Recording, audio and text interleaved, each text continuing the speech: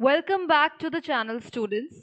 आज के इस वीडियो में हम रिवाइज करेंगे हमारा chapter a thing of beauty which is a beautiful poem. ये एक बहुत ही खूबसूरत कविता है जिसे लिखा है जॉन कीट्स ने। John Keats was a British romantic poet. Romantic poet का मतलब वो लिखते थे नेचर और नेचर की ब्यूटी के बारे में। तो हम देखते हैं ये कविता।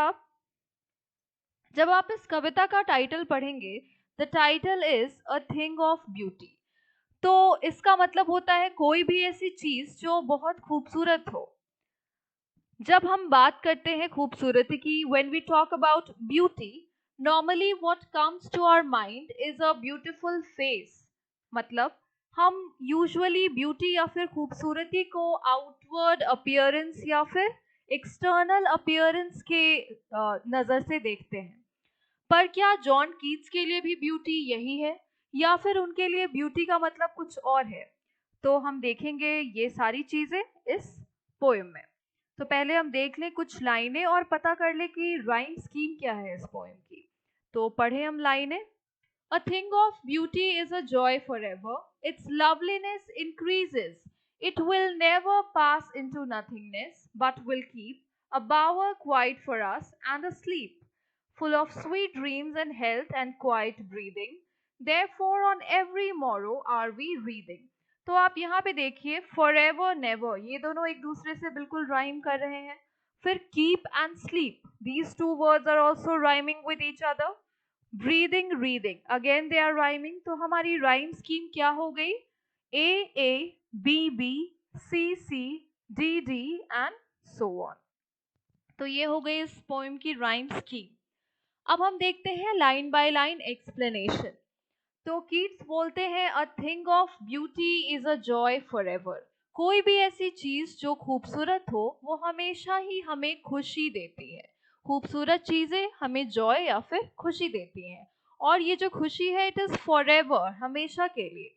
इट्स लवलीनेस इंक्रीजेस, और ये जो खूबसूरत चीजें हैं इनकी ब्यूटी हमेशा बढ़ती जाती है।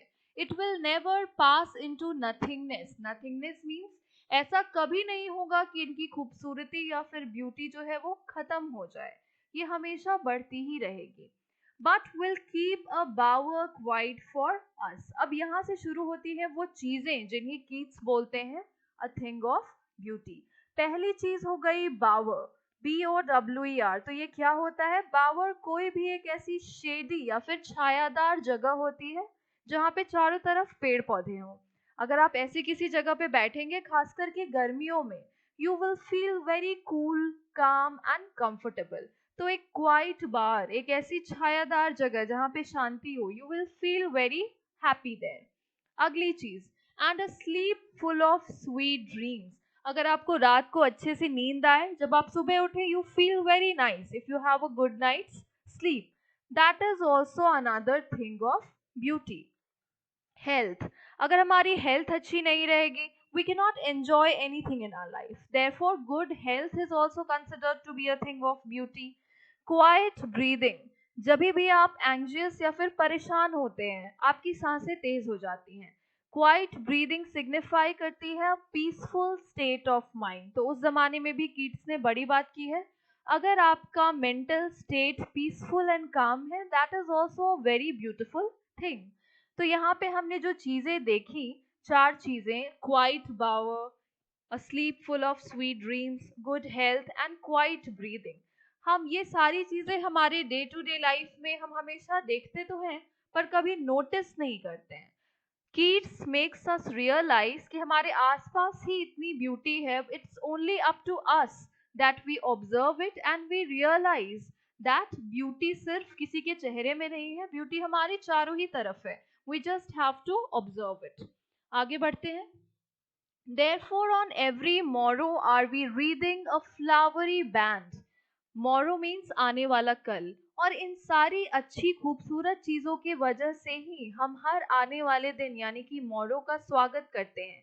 Reading a flowery band means जब कोई इंसान आता है, हम फूलों की एक माला पहना के उस इंसान का स्वागत करते हैं। बिल्कुल उसी तरीके से, क्योंकि हमारे लाइफ में ये सारी थिंग्स ऑफ ब्यूटी हैं, हम हर आने वाले दिन का स्वागत करते हैं, पॉजिटिविटी, हैप्पीनेस एंड ऑप्टिमिज्म से। Bind us to the earth means हम यहाँ रहते हैं, हमारा जो भी लाइफ है, हमारा जीवन। अब थोड़ा सा डार्क फेज आता है पोइट्री में, पोएम में। Spite of despondence of the inhuman dearth, Keats बोलते हैं कि बिल्कुल भी ऐसा नहीं सोचना चाहिए कि यहाँ पे कोई नेगेटिविटी नहीं है। डेस्पॉन्डेंस मीन्स जब इंसान के पास होप ना बची हो, lack of hope. Spite means in spite, उसके बावजूद। इसका मतलब कभी कभी ऐसा होता है कि हमारे पास होप नहीं होती है, we become hopeless. Of the inhuman dearth of noble natures, dearth means किसी चीज की कमी, नोबल नेचर्स मीन्स यहाँ पे अच्छे इंसानों की बहुत ज्यादा कमी है। ऑफ द ग्लूमी डेज, कभी कभी ऐसे दिन आते हैं जब हम बिल्कुल ही दुखी या फिर डिप्रेस्ड फील करते हैं। Gloomy means extremely sad. Of all the unhealthy and over darkened ways, और कभी कभी हम देखते हैं कि हमारे आसपास जो चीजें हो रही हैं that are not good, for example corruption या फिर डिस्क्रिमिनेटिंग बिटवीन पीपल। तो ये unhealthy and over darkened ways, यही सारी जो बुरी चीजें जो हमारे आसपास हो रही हैं, मेड फॉर आवर सर्चिंग। हम जब भी अपने लाइफ से गुजरते हैं, when we search we can find all these negative things around us. Yes, but in spite of all, some shape of beauty moves away the pall. But ये जो सारी नेगेटिव चीजें हैं, इनकी जो एक परत है, पॉल मीन्स एक लेयर या फिर एक परत, इनको जो ये थिंग्स ऑफ ब्यूटी है ये हटा देती हैं हमारे लाइफ से। जो भी नेगेटिविटी है, जो भी नेगेटिव चीजें हैं, these things of beauty, they drive away all the negative forces from our life, from our dark spirits। हमारे अंदर जो नेगेटिविटी है, जो हमारी स्पिरिट को डार्क बनाती है, ये सारी थिंग्स ऑफ ब्यूटी उन सारी चीजों को बाहर निकालती है हमारे स्पिरिट से। such the sun, the moon, trees old and young। फिर से यहाँ पे कुछ और थिंग्स ऑफ ब्यूटी हम देख रहे हैं। Sun, moon, trees both old and young, यानी कि यहाँ पे हम नेचर्स ब्यूटी के बारे में बात कर रहे हैं। सन, मून, पुराने पेड़, young trees, sprouting a shady boon. Shady boon means पेड़ पौधों की जो छाया होती है, that is very comfortable, we like to sit under the trees. तो ये जो नेचर की ब्यूटी है, that is also very soothing, calming and relaxing, that is also a thing of beauty according to Keats. अब देखते हैं, for simple sheep and such are daffodils, जो खेतों में शीप या फिर कैटल घूमते रहते हैं, भेड़ बकरियां। Daffodils, daffodils are golden yellow flowers, जिनके बारे में वर्ड्सवर्थ ने एक बहुत ही खूबसूरत पोएम द डैफोडिल्स लिखी है। With a green world they live in, green world का मतलब फॉरेस्ट, जो कि ग्रीन होती है। ग्रीन वर्ल्ड यहाँ पे मतलब है forest. And clear reels that for themselves a cooling covert make. Clear reels means जो छोटी छोटी नदियां बहती रहती हैं पहाड़ों में, और वो कूलिंग कवर्ट मीन्स एक ऐसी जगह जो कि ठंडक या फिर शीतलता हमें दे अगेंस्ट द हॉट सीजन। गर्मियों में जब आप किसी ऐसी जगह पे जाएंगे जो चारों तरफ से, जहाँ पे हरियाली हो, जहाँ पे नदियां बह रही हो, you will feel very nice and comfortable at that place. The mid forest break, mid forest break means जंगल में कोई ऐसी जगह जहाँ पे बहुत सारे जंगली पेड़ पौधे, फर्न्स उगे हुए हों, जो कि देखने में बहुत ही खूबसूरत लगते हैं। हालांकि वो पेड़ पौधे जो होते हैं वो जंगली होते हैं, but still they look very beautiful. तो ब्रेक का मतलब होता है जंगली पौधे या फिर wild ferns. Rich with a sprinkling of fair musk rose blooms. Fair musk rose जो होते हैं वो भी एक तरीके के पहाड़ी रोज होते हैं, छोटे छोटे रोज। एंड कीट्स इज टेलिंग कि ये जो ग्रीनरी होती है, ये नदियों के जो आसपास की जगह होती है, यहाँ पे स्प्रिंकलिंग मतलब इधर उधर ये जो मस्क रोजेज उगे होते हैं, ये भी बहुत खूबसूरत दिखते हैं। And such too is the grandeur of the dooms। doom का मतलब किसी का अंत या फिर किसी की death। grandeur means there are some people even after death they are known for the great works that they have done। अपनी मौत के बाद भी कुछ लोग अपने महान कामों के लिए जाने जाते हैं। We have imagined for the mighty dead। mighty dead means हमने जो भी grandeur imagine किया है। mighty dead means जो लोग मर चुके हैं लेकिन अभी भी जो हमारे मन में अमर है, जिन्हें हम अभी भी याद करते हैं। जैसे कि हो गए अल्बर्ट आइंस्टाइन या फिर हमारे late president doctor Kalam. Even after their death, their great deeds, great works, they are still alive in our minds. All lovely tales we have heard or read, और वो सारी खूबसूरत कहानियां जो हमने पढ़ी हैं या फिर कहीं सुनी हैं. An endless fountain of immortal drink. और ये जो सारी things of beauty हैं, they are an endless fountain of immortal drink. Immortal drink means ये जो drink है of things of beauty, it is never going to end. It is everlasting. और ये जो एंडलेस फाउंटेन है ड्रिंक की, ये हमारे ऊपर गिर रही है from the heaven's brink. Heaven में कौन रहते हैं? गॉड्स एंड गॉडेसेस, भगवान रहते हैं. ब्रिंक मतलब किसी चीज का किनारा या फिर एज.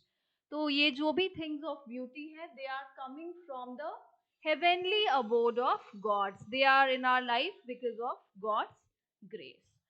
तो अब हम देख लेते हैं कुछ जो यहाँ पे पोएटिक डिवाइसेस हैं.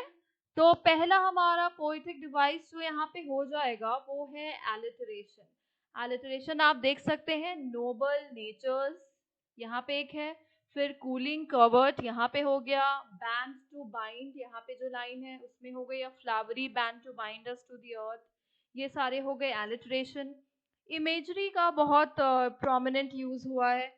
फ्लावरी बैंड्स देख सकते हैं, हम इमेजिन कर सकते हैं कि एक फ्लावर का बैंड है. Clear rills, daffodils, musk roses, ये सारे लाइनें जब हम पढ़ते हैं, we can imagine all these things. और यहाँ पे एक ट्रांसफर्ड एपिथेट का भी यूज हुआ है. जब आप यहाँ पे देखेंगे the line of noble natures of the gloomy days, तो यहाँ पे यूज हुआ है ट्रांसफर्ड एपिथेट का, क्योंकि डेज ग्लूमी नहीं है, our emotions are gloomy and it makes the day appear to be gloomy. तो किसी एक चीज की क्वालिटी जब दूसरे जगह शिफ्ट की जाए, उसे बोलते हैं हम ट्रांसफर्ड एपिथेट. तो यहाँ पे यूज हुआ है ट्रांसफर्ड एपिथेट. एक और इम्पॉर्टेंट पोएटिक डिवाइस यहाँ पे आप देखिए, we have imagined for the mighty dead. तो mighty भी है और dead भी. Two opposite words have been used together. So this is oxymoron. So this was all about this poem. Now I hope you will be able to deal with all the questions related with the poem. Before going for your exam, kindly read the poetry once by yourself. That is it for today's video. If this video was useful for you, kindly like, share and subscribe. Thank you, students.